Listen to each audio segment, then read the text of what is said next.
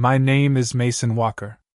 I'm 35 years old, and today I'm burying my 5-year-old son Noah while my wife Heather is in Hawaii with her lover. She texted me. Sorry, important business meeting.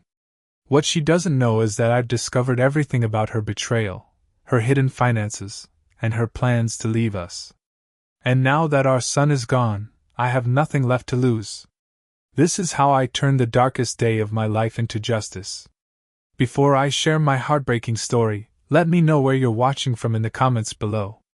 If this kind of raw, honest content resonates with you, please hit that like button and subscribe to the channel. Trust me, what happens next in this story of betrayal and unexpected strength will change how you think about loyalty forever.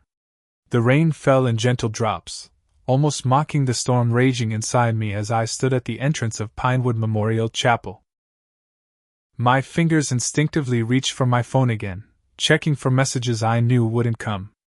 The screen showed the same text from 3 days ago. Sorry, important business meeting. Can't make it back in time. In time for what? In time for our son's funeral? 3 days earlier, I had been working in my home office when I heard the splash. That unusual splash that didn't sound like Noah's regular swimming. We had installed the pool when he turned 4, and he loved it more than anything.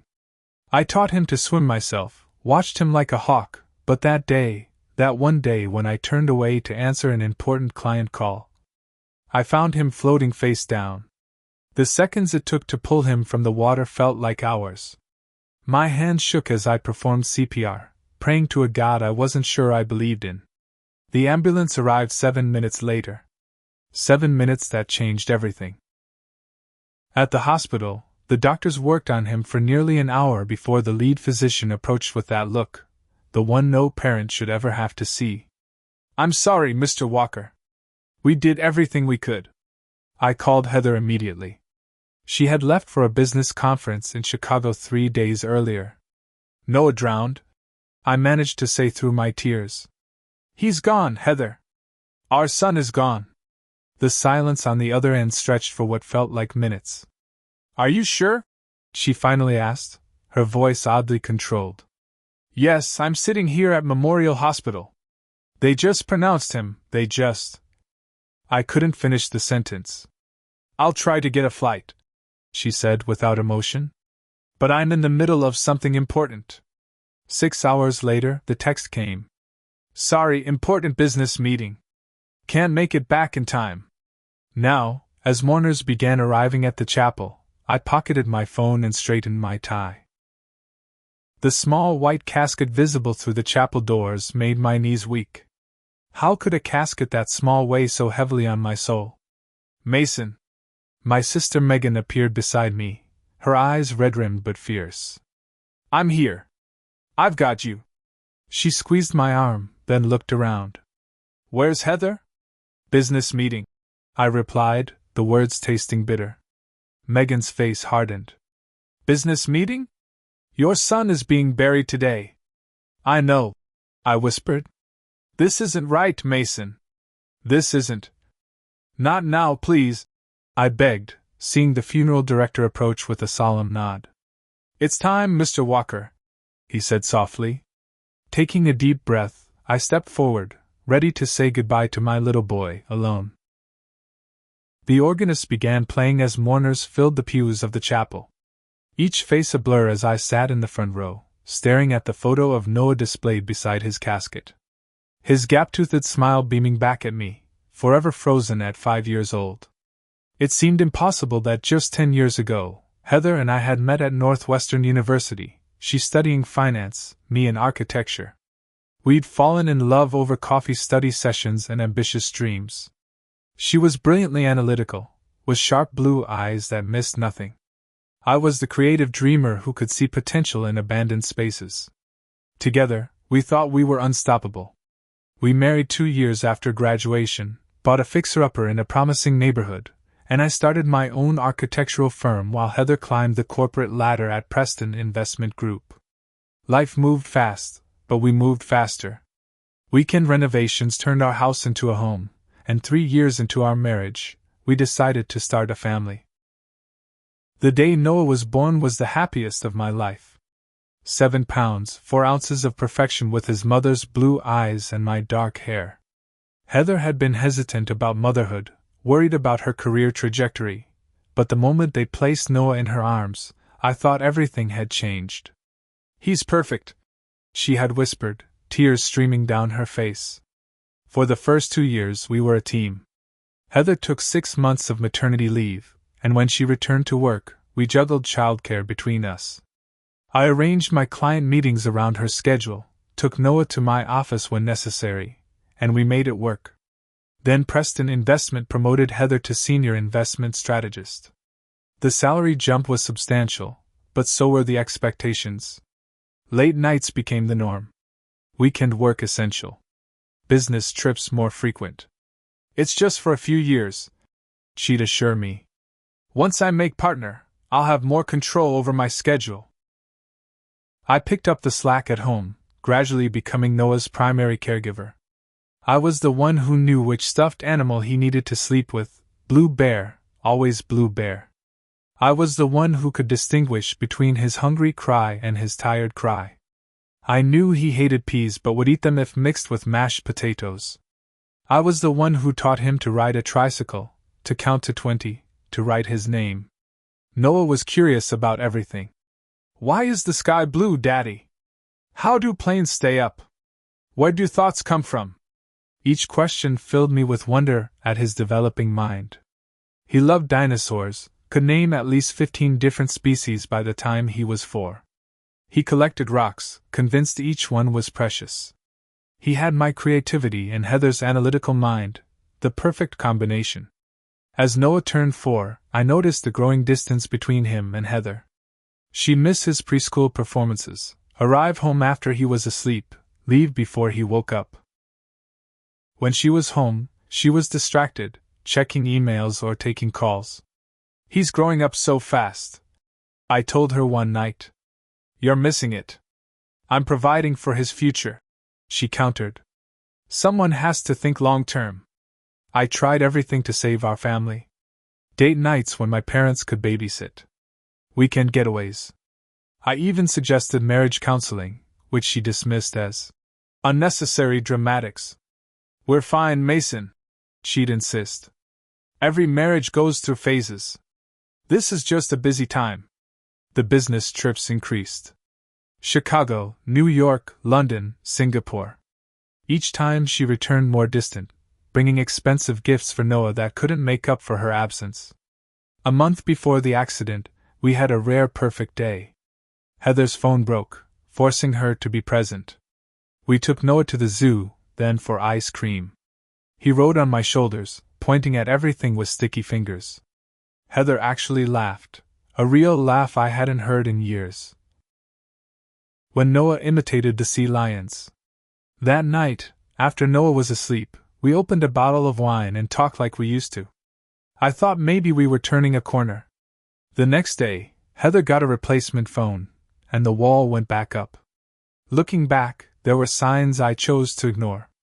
The late-night texts she'd shield from my view. The new clothes and haircuts before trips. The way she'd take calls in another room. Once, I found a receipt for a dinner for 2 at an expensive restaurant on a night she claimed to be working late. When I asked, she said it was a client dinner, and I believed her because I wanted to. Now, as I sat listening to a preacher talk about God's mysterious ways and the tragedy of a young life cut short, I couldn't help but wonder how different things might have been if I'd confronted those suspicions. If I'd demanded honesty instead of accepting convenient lies. If I'd been brave enough to face the truth about our marriage before it was too late for Noah to have his mother fully present in his too short life. "Would anyone like to say a few words about Noah?" the minister asked, his gentle voice breaking through my thoughts. My sister Megan squeezed my hand and whispered, "You don't have to." But I did have to. This was my son. My beautiful boy who deserved to be remembered properly. I approached the podium on unsteady legs, pulling a folded paper from my pocket. The words I'd written at 3 a.m. swam before my eyes. "Noah Alexander Walker," I began, my voice cracking. "Loved dinosaurs and outer space. He could tell you why Triceratops was better than T-Rex for reasons beyond just having 3 horns. He believed the moon followed our car specifically to guide us home. He collected rocks that he was convinced were actually dinosaur eggs that just needed more time to hatch. Soft laughter rippled through the chapel. I gripped the podium tighter. He was learning to read, and was so proud when he could identify words on signs as we drove. He had just lost his first tooth and was devastated when he accidentally dropped it down the bathroom sink before the tooth fairy could come. I paused, swallowing hard. Noah was only here for 5 years, but he lived each day with wonder, curiosity, and love. He made me a better person, a better father. My voice broke completely. I stood there, unable to continue, tears streaming down my face. Megan appeared beside me, gently leading me back to my seat as Noah's preschool teacher took my place, sharing stories about his kindness to other children. As I sat down, my mind drifted to 2 weeks ago, when I was paying bills. A credit card statement had shown charges at the Royal Hawaiian Resort in Maui, a $470 dinner, spa treatments, cabana rentals. When I questioned Heather about it, she'd been immediately defensive. "Those are business expenses," she snapped. "We were hosting potential clients. I'll be reimbursed." "Spa treatments for clients?" I'd asked. "Corporate retreats include wellness components now, Mason. It's standard practice. You wouldn't understand how these things work." I dropped it, not wanting to fight. But the memory of her defensiveness now took on new significance. A tap on my shoulder pulled me from my thoughts. Patricia Yates, one of Heather's colleagues, leaned forward from the row behind me. "I'm so sorry for your loss, Mason," she whispered. "Heather must be devastated she couldn't be here." I nodded numbly. "When does the Chicago conference end?" she asked, her brow furrowed. "Chicago?" I repeated. "Yes, isn't that where Heather is? The quarterly strategy meeting?" I stared at her. "You're not there too?" Patricia looked confused. "The strategy meeting? It was cancelled 3 weeks ago. Budget cuts. Didn't Heather tell you?" My stomach dropped. "She must have forgotten to mention it," I managed to say.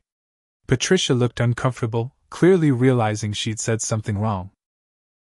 "I'm sorry, I shouldn't be bothering you with this today. Please accept my condolences." I nodded mechanically, my mind racing. If the conference was cancelled, where was Heather? Why would she lie? The service continued around me, but I heard nothing. When it was time to move to the cemetery for the burial, I excused myself to use the restroom. Once alone, I pulled out my phone and opened our family location sharing app, something we'd set up years ago for safety. I hadn't checked it in months, seeing no reason to track my wife's movements. The app took a moment to load, then showed a map. Heather's location pin appeared not in Chicago, but in Maui, Hawaii. The Royal Hawaiian Resort. I stared at the screen, a cold numbness spreading through me. The credit card charges. The cancelled conference. The lies. Walking back to join the funeral procession, I spotted Wesley Bennett, my friend since college, slipping in through the side door of the chapel. His eyes were red, his suit rumpled. When he saw me, his expression shifted from sorrow to something else. Guilt? "Mason, I'm so sorry I'm late," he said, embracing me awkwardly. "Traffic was a nightmare." But Wesley lived 10 minutes from the chapel, and traffic in our suburb was never that bad. As he pulled away, I caught a whiff of airport, that distinctive blend of recycled air and travel exhaustion. "Thank you for coming," I said, studying his face. Wesley couldn't quite meet my eyes. "Noah was a great kid. It's unimaginable." At the cemetery, I watched as they lowered my son's small white casket into the ground. In my hand, I clutched Blue Bear, Noah's favorite stuffed animal since infancy. The bear was worn, one eye missing, its blue fur matted from years of being dragged everywhere, soaked with tears, covered in ice cream and cookie crumbs. "Is it okay if Blue Bear goes with him?" I had asked the funeral director earlier. He never slept without it. Now, I stepped forward and gently placed Blue Bear on top of the casket. "Sleep well, buddy," I whispered. "Daddy loves you." As the first shovel of dirt hit the casket, reality crashed over me like a wave. My son was gone. My wife was lying. My world was shattered. I fell to my knees, a guttural sob tearing from my throat. Megan's arms came around me, holding me up as best she could. Through my tears, I saw Wesley watching from a distance, his expression tortured. In that moment, I knew he was hiding something. Something about Heather. And I was going to find out what it was. The gathering at my house after the burial was a blur of casseroles, sympathy cards, and well-meaning platitudes. Neighbors and friends filled my dining room and kitchen, speaking in hushed tones as if volume might shatter me completely. Perhaps they were right. I moved through my own home like a ghost, accepting condolences with nods and mumbled thanks. The absence of Noah was a physical ache, a hollowness in my chest that expanded with each breath. The absence of Heather was a different kind of pain, sharp, angry, and growing more acute with each passing hour. Wesley hovered at the edges of the gathering, nursing the same glass of whiskey, checking his watch. Twice he approached me as if to speak, then changed his mind and retreated. After most guests had departed, leaving only a few close friends and family, I cornered Wesley in my office. "You need to tell me what you know," I said, closing the door behind us. Wesley's eyes widened. "What do you mean?" "Don't," I said, my voice low and dangerous. "Don't insult me today of all days. You've been acting strange since you arrived. You were late to my son's funeral, smelling like an airport, looking guilty as hell. What do you know about Heather?"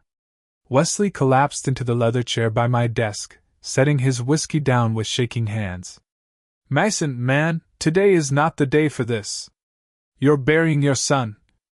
"Yes, I buried my son today," I said, my voice breaking. "While my wife was in Hawaii. Not Chicago for a business conference like she told me, but Hawaii. So I'm asking you, as my friend for 15 years, what do you know?" Wesley ran his hands over his face. "How did you find out about Hawaii?" "So you did know," I said, the confirmation landing like a blow. "Her colleague mentioned the Chicago conference was cancelled. Then I checked our location sharing app. The Royal Hawaiian Resort in Maui. Now your turn." Wesley took a long swallow of whiskey. "I saw her at O'Hare 3 days ago. I was coming back from a client meeting in Boston, and she was at the gate for the Honolulu flight." "Alone?" I asked, though I already knew the answer. Wesley stared at his glass. "No. She was with Vincent Preston." "Vincent Preston?" "Her boss. Owner of Preston Investment Group. 50-something, divorced twice, known for dating younger women in the financial sector." "Were they affectionate?" The question felt like ground glass in my throat. "They were holding hands," Wesley admitted. "When they kissed, I ducked behind a newsstand. I didn't want her to see me." "How long have you known?" I demanded. Wesley couldn't meet my eyes. "I saw them together at Langham's about 6 months ago. They were having dinner, looking intimate. I told myself it could have been a business dinner. But then I saw them again at the Theater District, going into the Goodman. Then again at O'Hare this week. 6 months. While I was teaching Noah to swim, making breakfast for my family, trying to save my marriage, Wesley had known my wife was cheating. "Why didn't you tell me?" I asked, my voice dangerously quiet. "I didn't want to hurt you," Wesley said miserably. "Your marriage was already strained. Noah was the center of your world. I thought if I told you, it would destroy everything. That wasn't your decision to make." I slammed my fist on the desk, making Wesley jump. "You let me live a lie for months. I'm sorry, Mason. I truly am. But what good would it have done? Would knowing earlier have changed anything that happened with Noah?" The mention of my son's name from the mouth of someone who had betrayed my trust ignited something in me. "Get out," I said, my voice trembling with rage. "Get out of my house. Mason, please. Now!" I roared loud enough that the murmurs in the living room stopped. Wesley stood, his face ashen. I'm sorry. For everything. I should have told you. He left quickly, passing Megan in the doorway. She looked between us, confused. What was that about? She asked. Tell everyone to leave. I said, not recognizing my own voice. I need to be alone. Mason, I don't think that's a good idea. Please, Megan. I need everyone gone.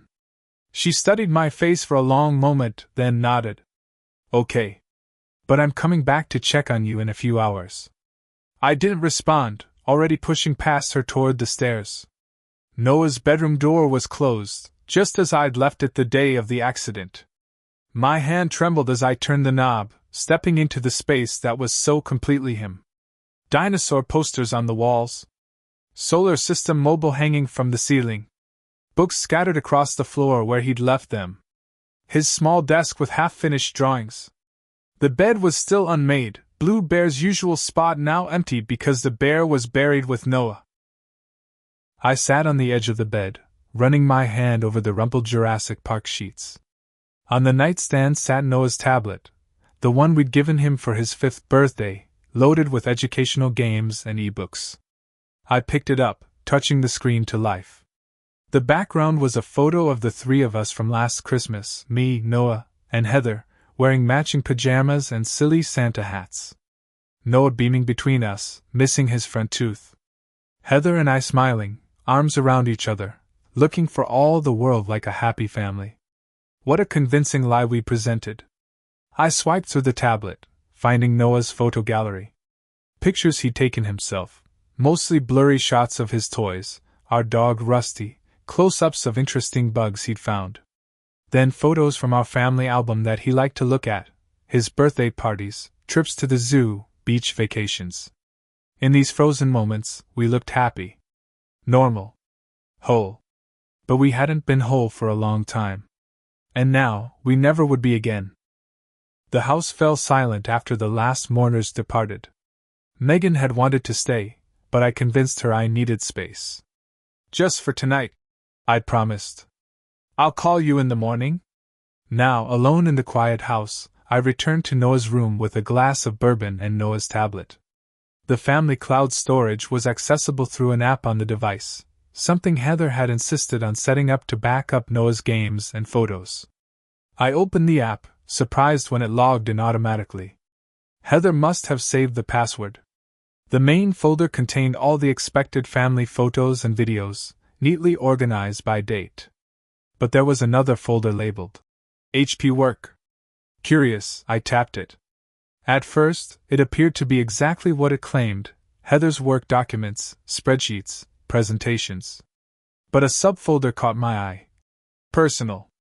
Inside were screenshots of text conversations between Heather and VP Vincent Preston. My hand shook as I opened the first file. It was dated nearly a year ago. VP, miss you already? Dinner was incredible, but dessert at my place was better. HP, you're terrible. I'm still smiling though. VP, when can I see you again? Chicago next week? HP, can't wait. I'll tell Mason it's the quarterly review. I scrolled through file after file, each more damning than the last. Explicit messages. Plans for meetups in hotel rooms. Complaints about me. HP, Mason's talking about another family vacation. I can't handle 2 weeks with just him and Noah. VP, tell him you have the Singapore client meeting. HP, already did. He believes everything I say. Sometimes I feel guilty. VP, don't. We deserve happiness. He's not making you happy. HP, no, he's not. But Noah complicates things. Noah complicates things. My son, my beautiful boy. A complication. A file from 3 months ago made my blood run cold. HP, I want out, Vincent. I can't do this anymore. The sneaking around, the lies. VP, are you saying you want to end things between us? HP, God no. I want to end things with Mason. I want to be with you openly. VP, what about Noah? HP, Mason is a good father, He'd get primary custody. I'd get weekends, holidays. VP, that's a big step, Heather. Divorces get messy. Especially with the partnership announcement coming up. HP, so what are you saying? VP, I'm saying wait for the right time. After the partnership is announced. After we've moved more assets. Be strategic. Be strategic. They had been planning this, calculating the best time to destroy my family. The most recent file was from 2 weeks ago. VP, Maui is confirmed. Oceanfront suite for 10 days. HP, I can't wait. I told Mason it's the Chicago conference. VP, by the time we get back, the partnership will be announced. Then we can start planning the next steps. HP, freedom is so close I can taste it. Freedom. From me. From Noah. I set down the tablet, my hands trembling too badly to hold it. I picked up my phone instead, opening Instagram almost on autopilot. I rarely use social media, but Heather was active on several platforms. Her most recent post, shared just 6 hours ago, showed a sunset over the ocean. The caption read, Paradise found. #blessed, #Maui, #sunset. 6 hours ago. While I was burying our son, she was watching the sunset in paradise, feeling #blessed. Another post from yesterday, a selfie of Heather in a black bikini on a white sand beach, oversized sunglasses hiding half her face, cocktail in hand. Much needed R&R. #vacation, #Maui moments. The post had been shared around the same time I was selecting a casket for our son. Scrolling further, I found what I was looking for, a photo that included Vincent. They were careful, posing with a group of people labeled as work friends, but they stood close together, his hand resting possessively on her lower back. Rage surged through me, hot and blinding. I hurled my phone across the room, where it hit the wall and cracked. The bourbon glass followed, shattering and leaving an amber stain on Noah's dinosaur wallpaper. I grabbed the tablet again, methodically taking screenshots of everything, the text conversations, the bank statements showing transfers to accounts I didn't recognize, the social media posts. I created a new folder labeled Evidence, and saved everything there, then emailed it all to myself. Then I lost control. I swept Noah's desk clear, sending books and toys crashing to the floor. I knocked over his bookshelf, tore posters from the walls. I was a hurricane of grief and betrayal, destroying the room as thoroughly as my life had been destroyed. When Megan found me an hour later, I was sitting amidst the wreckage, clutching a framed photo of Noah to my chest. "Oh, Mason," she whispered, picking her way through the debris to reach me. "She's in Hawaii," I said hoarsely. "With her boss. They've been having an affair for at least a year. Planning to leave me." Noah was a complication to their plans. Megan sat beside me, taking the tablet I held out to her. I watched her face as she scrolled through the evidence, her expression morphing from shock to disgust to fury. "That heartless bitch," she finally said, setting down the tablet. "How could she do this? To you? To Noah?" She posted beach selfies while we were burying him, Megan. She hashtagged them blessed. Megan pulled me into a fierce hug. "Listen to me. This is not your fault. None of this is your fault. We're going to get through this. And then we're going to make sure she pays for every lie, every betrayal." For the first time since Noah died, I felt something other than grief. Something cold and clarifying. Purpose. Sleep eluded me that night. How could I sleep in the bed I had shared with a woman who had betrayed me so completely? Every time I closed my eyes, I saw Noah's face. Then Heather's, smiling on a beach in Hawaii while our son was lowered into the ground. At 3 a.m., I gave up trying. The house was too quiet without Noah's soft breathing coming through the monitor I still hadn't been able to turn off. No little footsteps padding to my room after a bad dream. Noah whispered, "Daddy, I need water," in the darkness. I wandered the house like a ghost, touching Noah's things, remembering. Noah at 2, taking his first steps across this very living room, chubby hands outstretched toward me, face split with a gummy smile of triumph. Noah at 3, sitting on this kitchen counter, helping me make pancakes shaped like dinosaurs, flour dusting his nose and cheeks as he giggled. Noah at 4 in the backyard, riding his first bicycle with training wheels, shouting, "Look at me, Daddy! I'm so fast!" Noah at 5, just 3 weeks ago, learning to dog paddle in the very pool where he would drown, his face a mixture of concentration and joy as he called out, "Daddy, I'm swimming! I'm really swimming!" The memories were physical pain, each one a blade between my ribs. But they were all I had left of him now. Dawn found me at the dining room table, surrounded by financial documents. Credit card statements, bank accounts, investment portfolios. The shared finances of a 10-year marriage spread out like the scene of a crime. What I found stunned me. Regular transfers from our joint account to one I didn't recognize. Substantial sums moving to an offshore account in the Cayman Islands. Credit card charges for jewelry, luxury hotels, and restaurants in cities where Heather supposedly had business meetings. And something else, a mortgage statement for a lake house in Door County, Wisconsin. A property I had never heard of, purchased 6 months ago under Heather's maiden name. My phone rang at 7 a.m. "Heather." "Mason? I just landed in Chicago. My flight to Milwaukee leaves in an hour. I should be home by noon."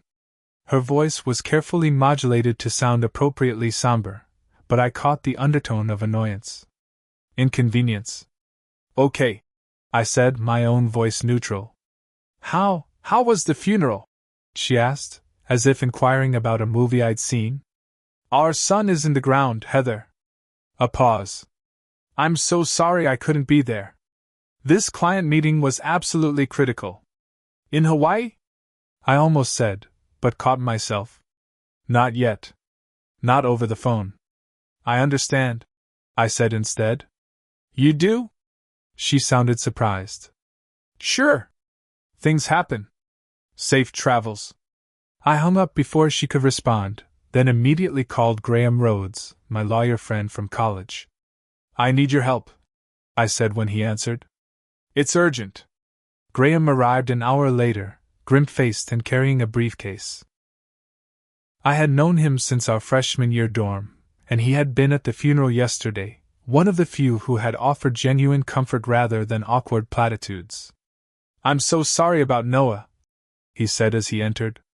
"And now this, it's unimaginable, Mason." I led him to the dining room and showed him everything I had discovered. "From a legal standpoint, this is serious financial fraud," Graham said, examining the documents. "Diverting marital assets, hidden accounts. The affair itself doesn't matter much in a no-fault divorce state, but the financial deception? That's actionable. What do I do? First, we secure your remaining assets. Change passwords, freeze joint accounts, document everything. Then we prepare divorce papers citing financial fraud. She'll be home in a few hours," I said. Graham nodded. "That gives us time to put preliminary protections in place. I brought some paperwork for you to sign."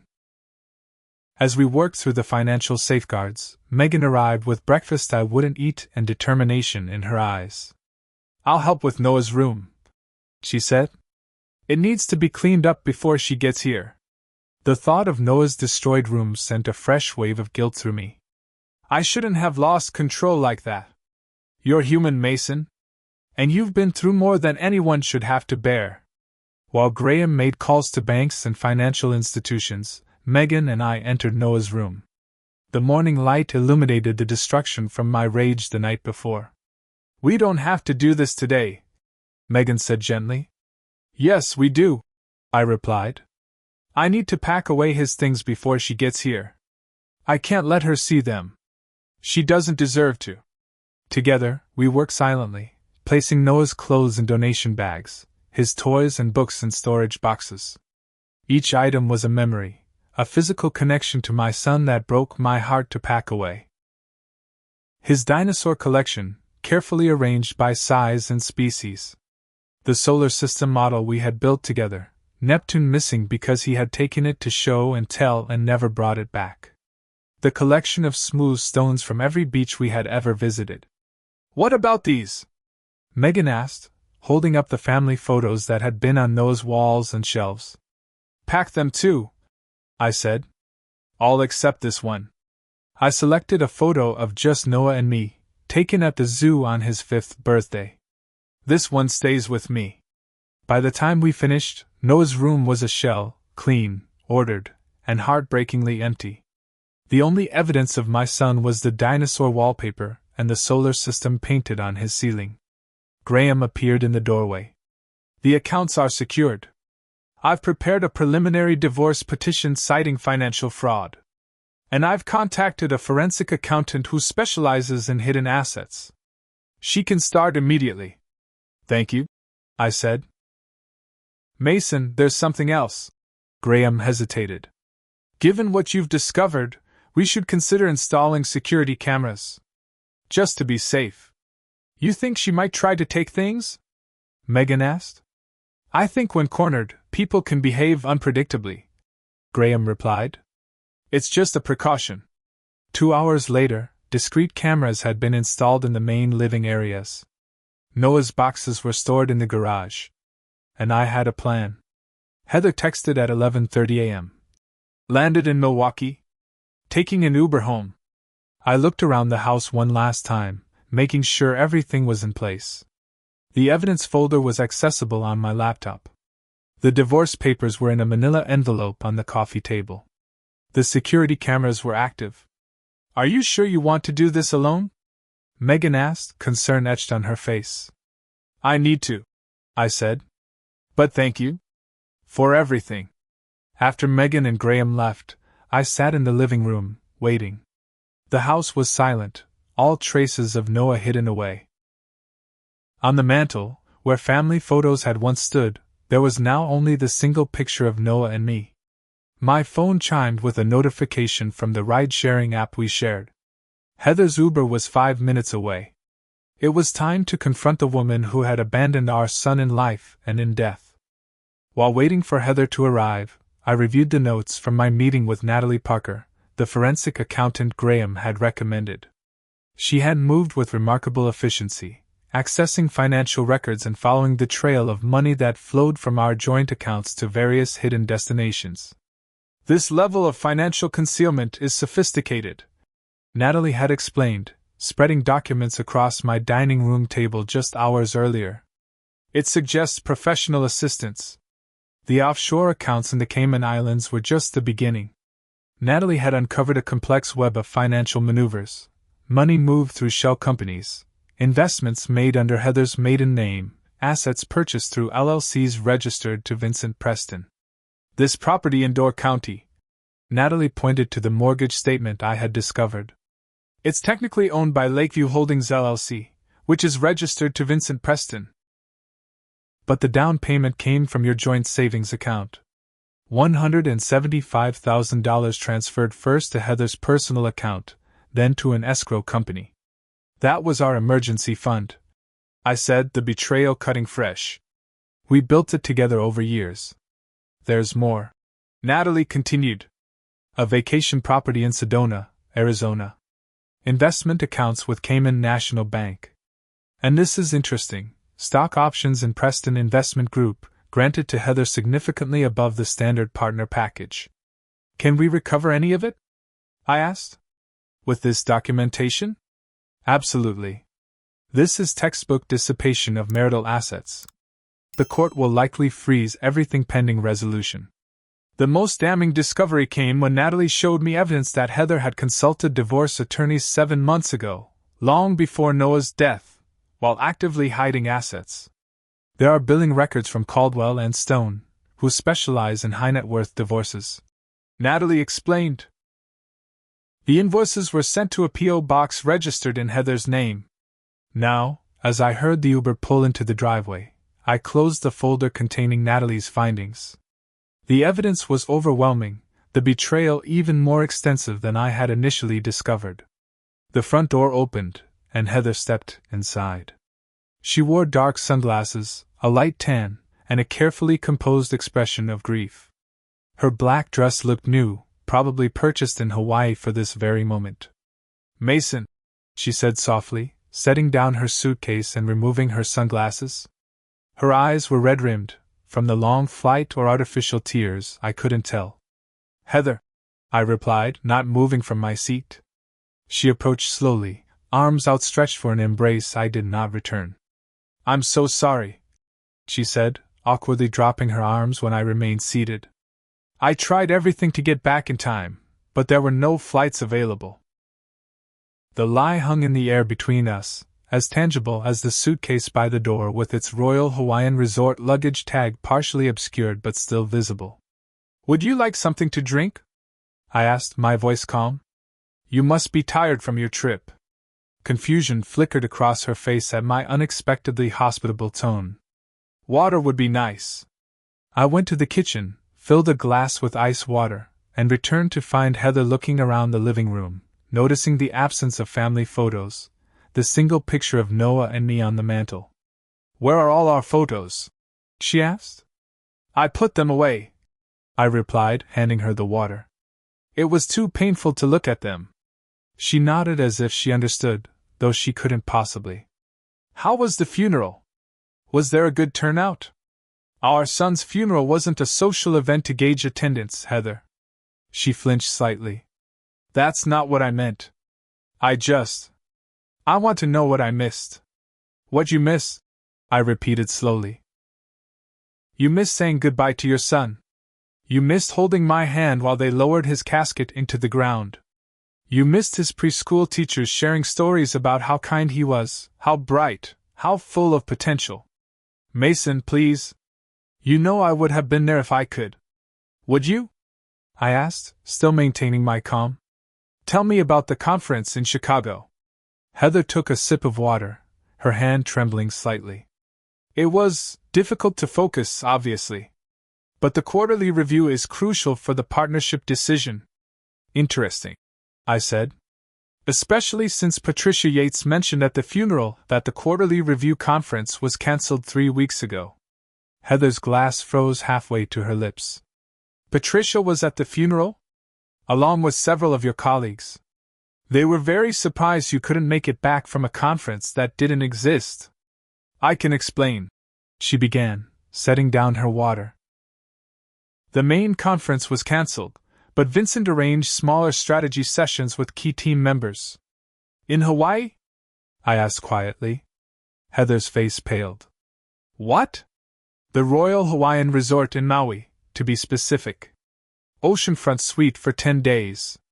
You've been posting quite a few beach photos for someone at a business conference in Chicago. You've been spying on me? Her shock was quickly transforming to indignation. Is it spying to look at your wife's public Instagram account? Or to notice the location sharing that you never turned off? Or perhaps you mean the credit card statements from our joint account showing spa treatments and romantic dinners? This is an invasion of privacy, she said, standing up. You had no right. No right? I laughed, a hollow sound devoid of humor. You're talking to me about rights? While our son was drowning, you were booking a luxury vacation with your lover. While I was planning a funeral, you were sipping cocktails on the beach. While I was burying Noah, you were posting sunset photos tagged blessed. It wasn't like that, she protested. I was devastated about Noah. Vincent thought the trip would help me process my grief. Process your grief? You've been planning this trip for weeks. The conference was cancelled before Noah died. You were never going to Chicago. Heather's expression hardened. Fine. Yes, I was in Hawaii with Vincent. We've been seeing each other. I was going to tell you when the time was right. When was that going to be, Heather? After you'd finished moving our money to offshore accounts? After you'd purchased more property using shell companies? After the partnership announcement made it financially advantageous for you to leave your inconvenient husband and your complicating son? Her eyes widened. How do you know about the financial fraud? The hidden accounts? The properties in Door County and Sedona? The consultations with divorce attorneys 7 months ago? I opened my laptop, turning the screen toward her. It's amazing what a forensic accountant can uncover in just a few hours. Heather's carefully constructed facade crumbled. The grieving mother act vanished, replaced by cold calculation. You had no right to access my private accounts, she hissed. They weren't private, Heather. They were funded with marital assets. Money we earned together while I raised our son and you built your career. Money you systematically diverted and hid in preparation for leaving us. This won't hold up, she said, her voice regaining confidence. Vincent has connections. The best lawyers. Perhaps, I agreed, reaching for the manila envelope on the coffee table. But fraud is fraud. And I have documentation of every transfer, every account, every property purchased with our money. I handed her the envelope. Divorce papers. Citing financial fraud and dissipation of marital assets. All accounts associated with these activities have been frozen pending court review. Heather stared at the envelope, then at me, disbelief etched on her face. You can't do this. I already have, I replied. Graham filed the preliminary injunction this morning. Judge Winters was particularly interested in the timing, hiding assets while planning to leave your family, then continuing your affair while your child was being buried. You're twisting everything, she said, but her voice lacked conviction. Am I? Noah complicates things. Your words, Heather. Written to your lover while discussing how to leave us. Except now, Noah doesn't complicate anything anymore, does he? He's gone. The obstacle to your freedom has been removed. That's a horrible thing to say, she whispered. But it's true, isn't it? With Noah gone, there's no custody battle. No child support. No complications. Just the inconvenient husband to deal with. Except this inconvenient husband found your hidden accounts, your secret properties, your fraudulent transfers. And now you get nothing. Heather's face contorted with rage. You think you've won? Vincent will destroy you. We'll fight this. Go ahead, I said, standing up. Fight. Drag this through the courts. Let everyone see the evidence. Let them read how you called our son a complication to your affair. Let them see the beach selfies you posted while he was being buried. Let the partners at Preston Investments see the evidence of financial fraud committed using company resources. Her expression shifted as the implications sank in. Professional ruin. Social ostracism. Financial penalties. What do you want? She asked finally. I want you to leave this house, I said, my voice steady. Now. Tonight. Take your suitcase and go. This is my house too, she protested. Not anymore. Not after what you've done. Heather looked around, as if seeking an escape route or an argument that would work. Finding neither, her shoulders sagged. I'll go to a hotel tonight, she conceded. But this isn't over, Mason. Actually, it is, I replied. It was over the moment you chose Vincent over your family. It was over when you abandoned your son in life and in death. You just didn't bother to tell me. She picked up her suitcase, hand trembling with suppressed rage. You'll regret this. No, Heather. The only thing I regret is not seeing who you really were years ago. It might have saved Noah from feeling his mother's absence every day of his short life. She flinched as if I'd struck her, then turned and walked out the door without another word. As the door closed behind her, I exhaled slowly, the weight of confrontation lifting slightly. I hadn't yelled. Hadn't lost control. Had stated only facts and evidence. My phone buzzed with a text from Graham. How did it go? I typed back. She's gone. It's done. For now, at least, one chapter of this nightmare had closed.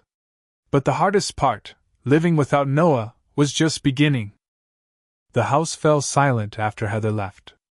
I stood in the living room, surrounded by the emptiness that Noah's absence had created and Heather's departure had emphasized. For the first time in 10 years, I was truly alone. I called Graham to update him. She didn't fight as much as I expected. When faced with the evidence, she couldn't maintain the lies. That's often how it goes, Graham replied. People like Heather and Vincent aren't used to being caught. They think their intelligence makes them untouchable. She threatened that Vincent would destroy me. Empty threats, Graham assured me. With the evidence we have, they're both exposed to significant legal and professional consequences. They'll settle, Mason. Quietly and quickly. After hanging up, I wandered through the house, touching doorframes and countertops as if to remind myself this was real.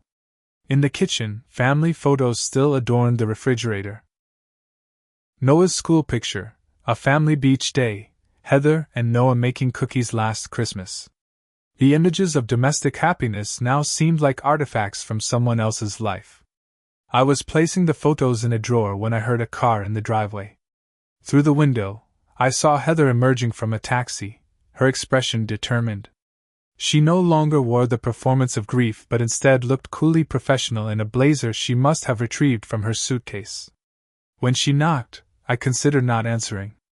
But this confrontation was inevitable, and I preferred it happen now, while the evidence was fresh and my resolve strong. I opened the door but blocked the entrance. "You're not welcome here, Heather. I forgot my laptop," she said. "And I want to get some clothes." "Your laptop is company property, currently part of the evidence being reviewed by the forensic accountant.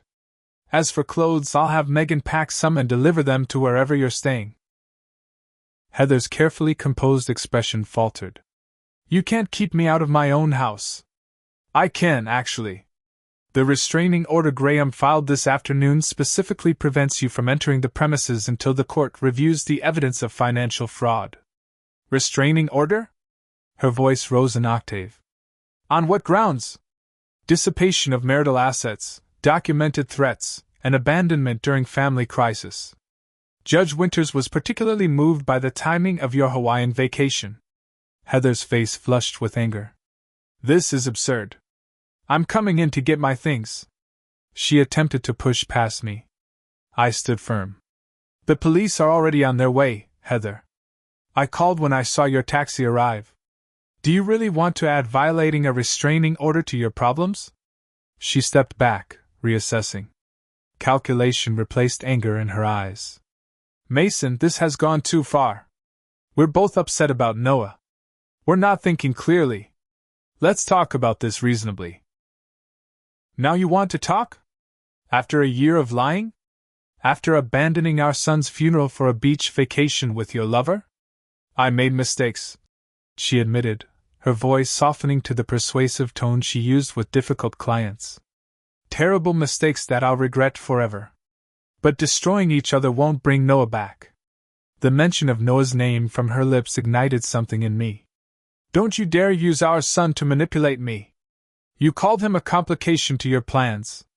You missed his school plays, his t-ball games, his birthdays, all for important meetings that were really rendezvous with Vincent. You weren't there when he learned to read, when he lost his first tooth, when he had nightmares. And you weren't there when he died or when we laid him to rest." "I loved Noah," she insisted, tears forming in her eyes. "No, you didn't," I said quietly. "You loved the idea of him. The Instagram perfect family photos. The story you could tell colleagues about your balanced life. But the actual day-to-day reality of being his mother? You outsourced that to me years ago." Heather's tears vanished as quickly as they had appeared, replaced by cold fury. "You want to play hardball? Fine. Vincent has already contacted his lawyers. We'll fight the restraining order, contest the asset freeze. You think a small-time architect with a drinking problem, yes, I know about the bourbon bottles, can win against one of the most powerful investment firms in Chicago. This isn't about winning, Heather. It's about truth. And the truth is documented in hundreds of texts, emails, financial transactions, and social media posts. Are you and Vincent really prepared for all of that to become public record?" A flicker of uncertainty crossed her face. What would the other partners at Preston Investment say about Vincent using company resources to facilitate an affair? What would clients think about the ethical standards of a firm whose CEO commits financial fraud? What would your parents think when they see the beach selfies you posted while your son was being buried? "What do you want?" she asked finally, echoing her question from earlier, but with less confidence. I want nothing from you, I said honestly. Not anymore. I just want you gone from my life. The house, the remaining accounts, Noah's college fund that you somehow didn't manage to steal yet, keep it all. I'll sign whatever you want, as long as you disappear. Heather stared at me, disbelief evident. You'd walk away from everything? What's everything, Heather? Our son is dead.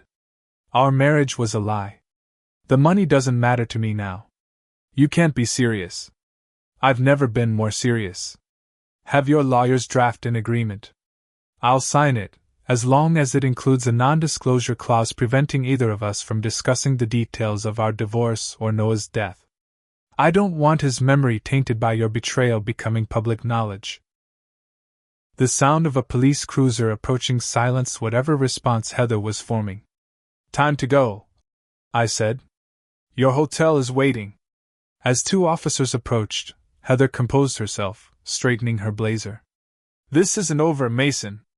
Actually, it is, I replied. In fact, it was over long before I realized it. You checked out of this marriage and this family years ago. I just finally got the message. I watched as Heather spoke briefly with the officers, who confirmed the restraining order was in effect.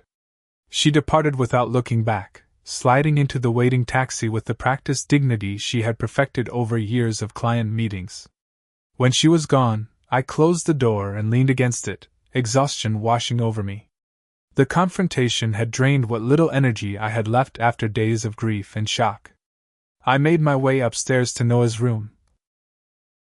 Empty now of his belongings, but still bearing the echo of his presence in the dinosaur wallpaper and star-painted ceiling.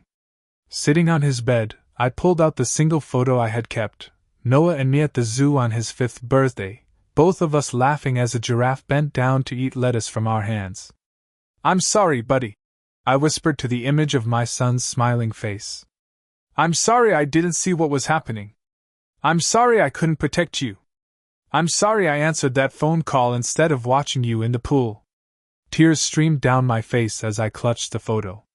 But I promise you this, I will honor your memory. I will make sure you're remembered for the amazing, curious, loving boy you were. And I will rebuild my life somehow, because that's what you would want. In that moment, surrounded by the emptiness of loss, I made a decision. Heather had taken enough from me, my trust, my marriage, my illusions of family. But she would not take my future too. Noah deserved better than a father destroyed by grief and betrayal. He deserved to be remembered with love, not overshadowed by scandal.